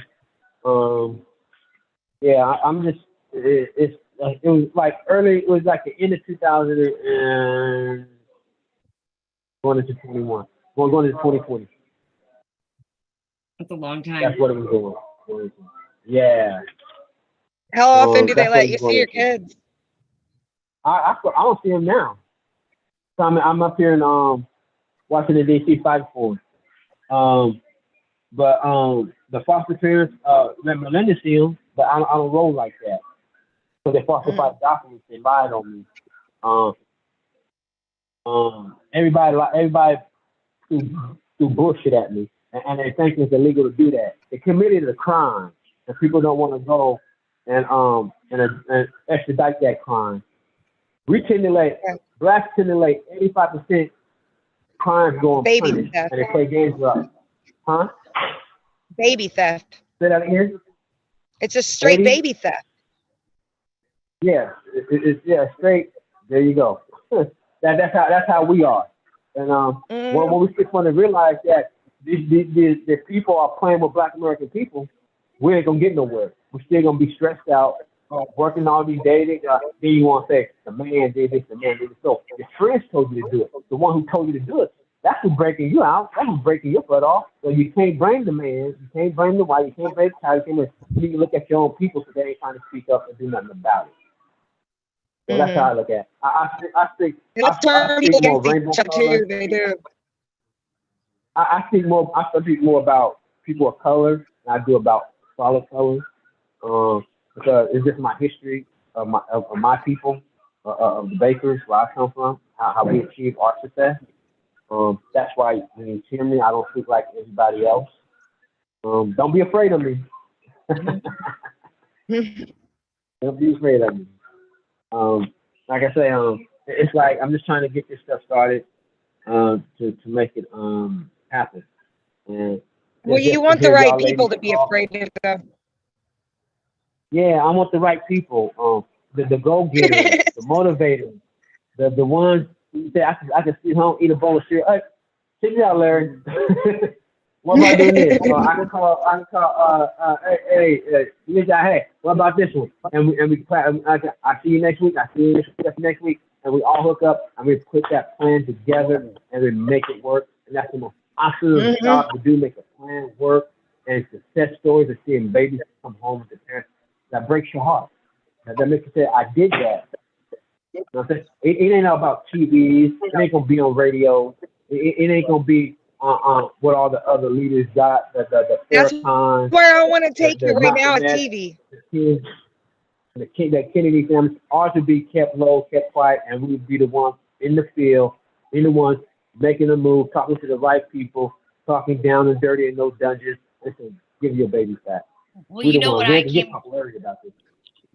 came to realize, like that. I don't think half these like child trafficking saves, like where they talk about they saved all these kids. I don't think they're really saving kids, because if there was kids being saved, we'd be a part of it. Oh, this is what I do. That's how I see it. Because they lie so much about it. You're right. Like if there were actual kids being saved, as much as like I know Jessica's advocated, as much as I advocate, we would be a part of saving those kids. So think about it. If we're not saving them, who's saving them? I don't know anybody They're not being saved. I know a lot of people the that budget advocate, cut. and I don't know anybody that's a part of a group that goes out and actually like saves 80, 90 kids. Like, because we know the police ain't doing it. Because if the police were doing it, a lot more of us would have our babies.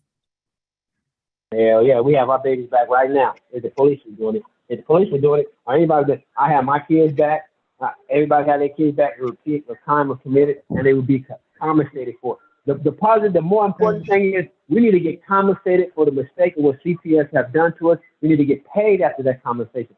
All those kids out your life. You need to What get if compensation those for news it. reports of all those saved kids are actually kids being trafficked, and they're just hiding it right in front of your face?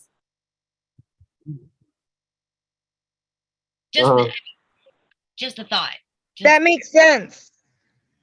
Yeah, it do make sense. Just think about it, It's guys. very good sense. That's all I say. You know, just step outside the box for a second.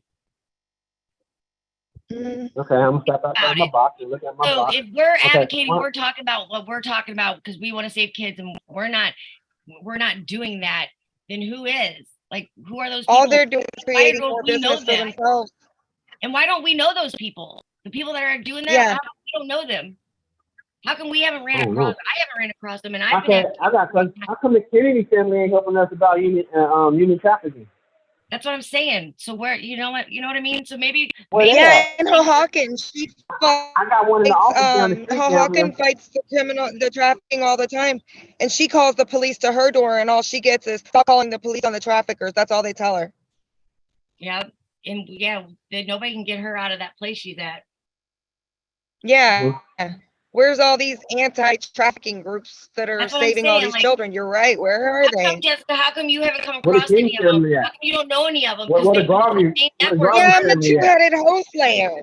Yeah, well, they would be in the same network we're in, all because this is all a network. Like these people that are actually advocating, it's a big network. So why haven't we not? Why don't we? Family. Yeah, she's talking about less discrimination. Where they at?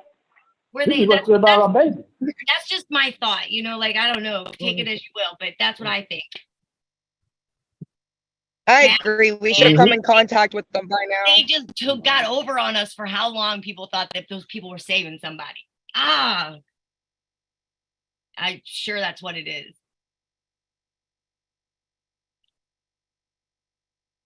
That's right.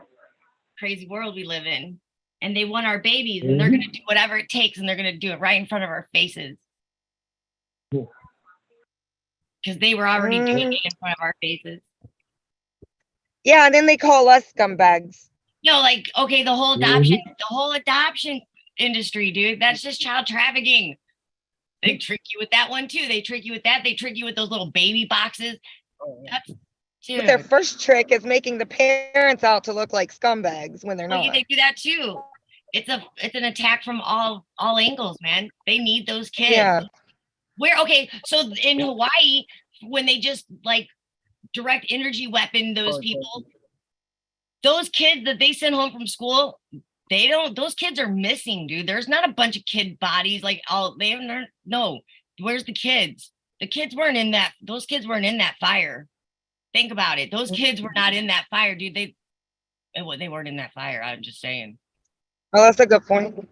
Where the hell are the kids? They did all that just to get them kids. Plus, it's the heart chakra of the earth, so they just nuked our heart chakra of our planet and took the kids. Those kids are MIA, dude. They're not there dead. Yeah, Think about it. Why would they call school off? Why would they call school off, do all that, and then not let anybody out? Because it's a big group of kids you're moving around, man. You don't want people seeing that. They kept them trapped in those fires and wouldn't let nobody out. Those cops weren't letting people out. Why? Because they were moving those kids.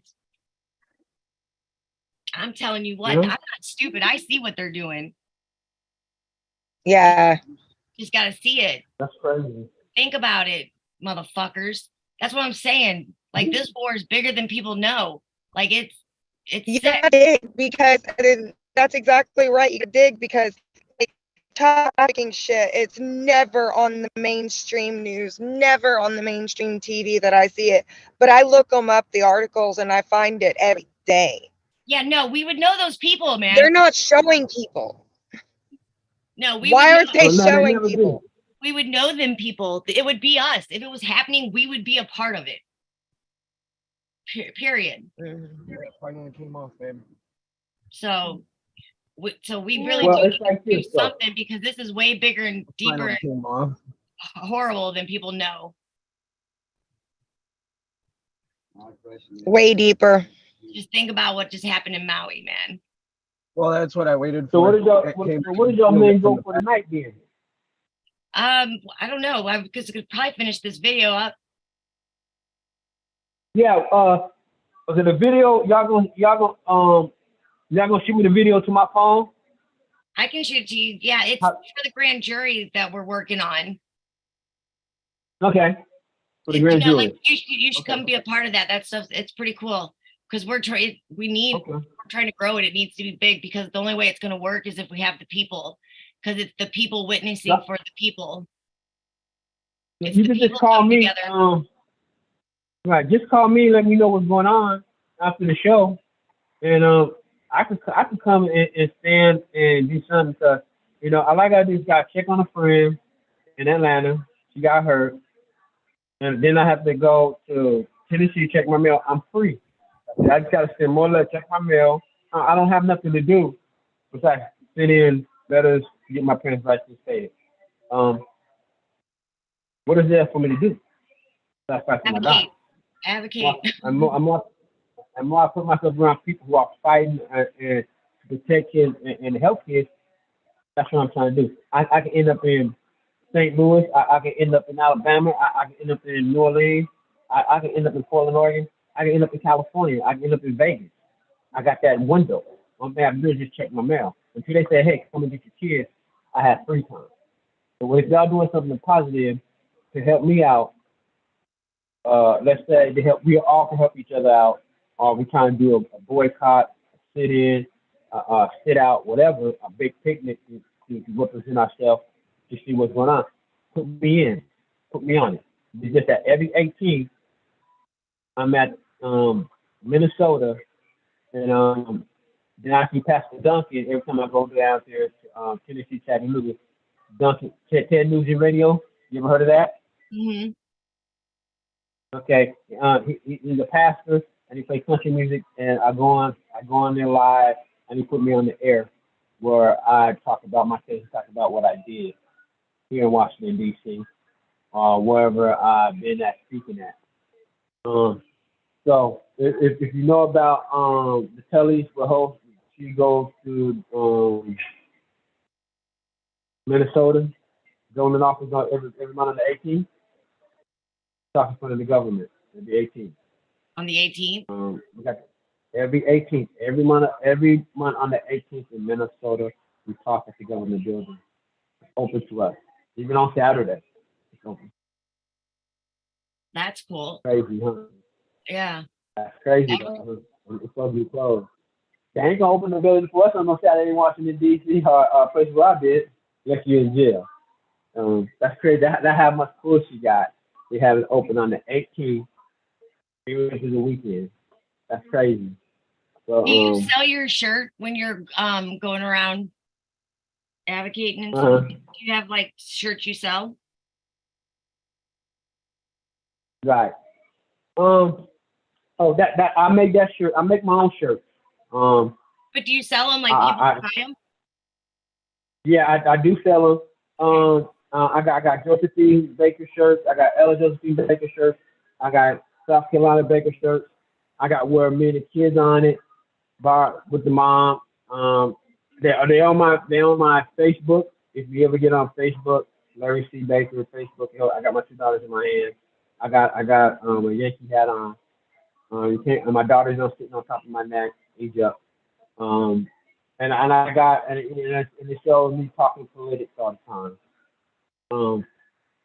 So if you go in there, you see my shirts. I haven't sold none in a long time. But Pastor Duncan set me up where that. I pay for everything. I pay to send my workout. I pay to get copies. I pay to get envelopes. I pay to get stamps. I pay to get this. I travel a lot. So Pastor Duncan tried to set me up a little fund where people can send checks to me and help me out along the way. I just can't get to my mail because I'm in D.C. But I'm trying. Tomorrow. I got 5 days to go. I can't wait to go. I'm ready to go. Ready to go to the South State.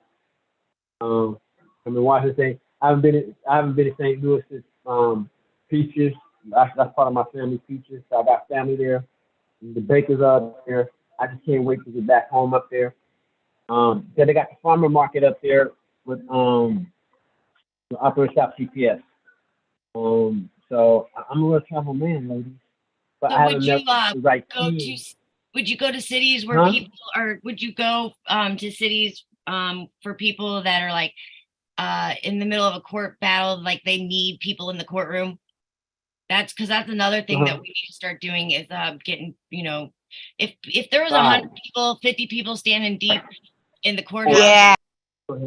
100 people deep standing there backing a family in a court case, like standing there watching, all eyes on them, Court watchers. They would act different, but not 1 or 2. I'm talking like 150, like, Yeah. I'm talking deep, like where they can't see the back of the room, and they're nervous about it. Surround the fucking court. Right. So I can travel anytime, any place, anywhere to go. I got my own money. I be paid every month. So, I make $131 every month. I can do anything I want to do. Let's travel, have some fun. Let's get these kids home. Unless we do it, nobody else gonna do it. You know what I'm saying? Okay. I'm down for it. I'm ready. Y'all down? Me too. Okay. Me too. You got my number. Okay. We're thinking about getting another truck. Just set up a date so I can come down and we can just meet. Okay, who all on this phone right now? Somebody who's gonna set up the date so we all just meet at a restaurant and we just start. What is the easiest place where we can meet at? His place? Oh God. I don't know. You're also in the middle of the state. She's way up in New York. I'm in New York right now, stuck until I get my license. Where you at? New York. Give me a finger. Okay, I'm in Washington D.C. I just left New York a month ago. She's in Missouri. Missouri? Yeah. Okay. What is the easiest place for us to meet at? I don't know. You all gotta agree on something. What is it? Okay, she's in New York, you're in Missouri, I'm in Washington D.C., he's in Vegas. What is the closest place for I would say Missouri because we're dead in the middle.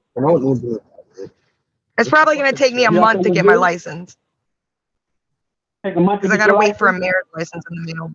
You should come down. We should really do a parade. That parade, man. Unless he drives me, he might, because I got his license. He might just drive me the fuck out of the state real quick, and then I can just get my license somewhere else. It's so fucking hard to get your license in New York, dude. You don't, if you're not in commerce, you don't need a driver's license, dude. What are you talking about? It's your right to travel, to move freely. Yeah, you can travel. She tried throwing it out. I don't think she knew the fucking I just need to get my license somewhere else, like Texas, where it's like takes like 5 minutes to walk in the door and walk out. Man, they want you to jump through 100 hoops to do anything in New York. Don't ever do New York. New York sucks. And I love New York. Is a fucking gimmick. It's to get your trash. Man, I'm proud for you. All right. Fuck New York. That's it. Ain't nothing wrong with New York. I just love Staten Island. Staten Island was so good. I love Staten Island.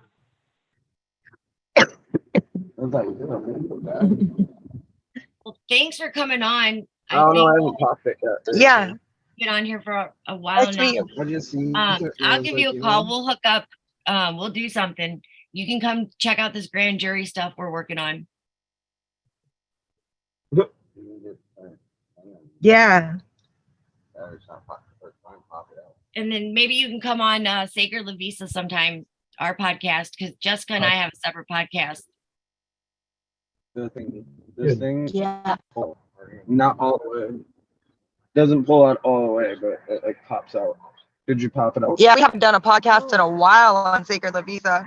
I don't know if I can shut this off on his stuff from here. Oh.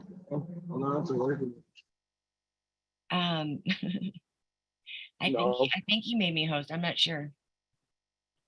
Oh, you better here, yeah. Participants. Yes, he did. He did. All right. Well, thanks for tuning in, guys. Thanks for Okay. coming on. Don't forget to call me. Okay, I know y'all. Yeah, thanks for coming. Get my number out, ladies. Please call me. Text me tonight. Give me your numbers.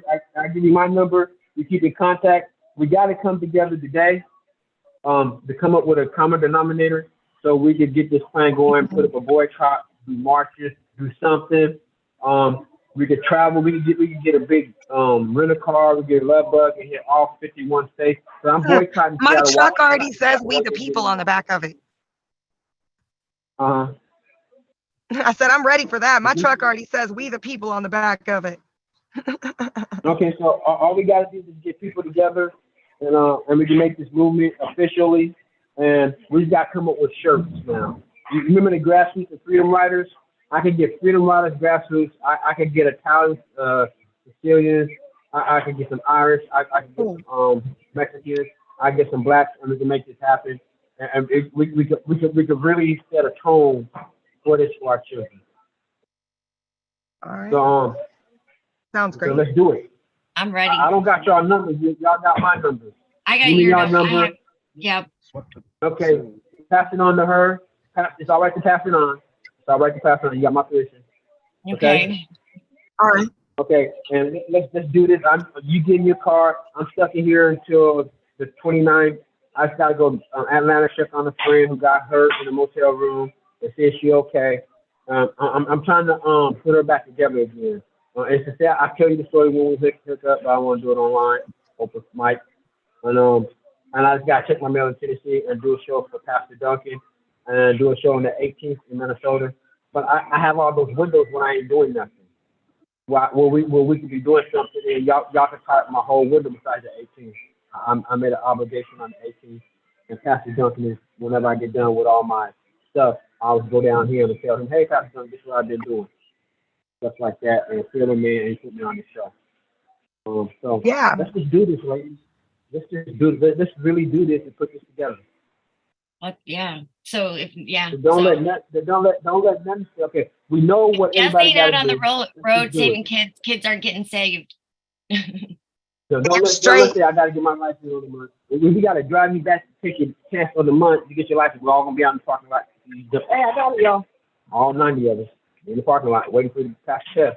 All right, well, I already know people that are getting RVs. You feel what I'm saying, though? Yeah. That's what I'm talking about.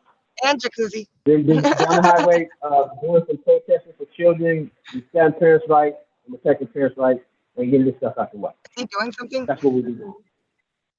And we was rolling a couple of cigarettes. All right. Well, thank you guys. Thanks, Jess. Call me later. All right, thank you. Don't forget to call me, text me the numbers, and let me see how tonight's show goes. Please. All I'll right. call you later. All right. All right, thank you. Thank you. Y'all have a good one. All right, y'all have a good one too. Bye-bye.